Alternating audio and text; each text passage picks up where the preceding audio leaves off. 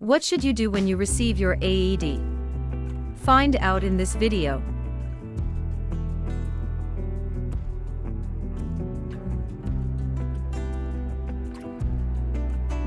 The package includes a manual for the AED itself, and the battery. Electrodes are also included in the package or already inside the AED. There are also instructions for using the battery. The install before date can be found on the back of the battery.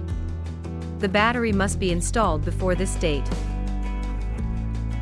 After inserting the battery, wait 1 minute until the light on the right side of the AED starts blinking.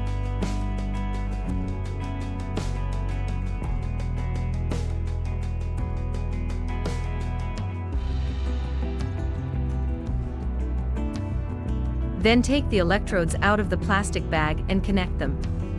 Note: do not open the sealed packaging of the electrodes yet. Once the electrodes are connected, the lid can be closed again, and the AED is ready for use. The AED can be placed in a suitable cabinet.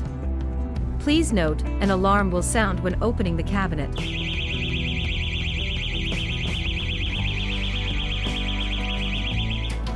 Do you have questions or want to know more? Please contact our expert team.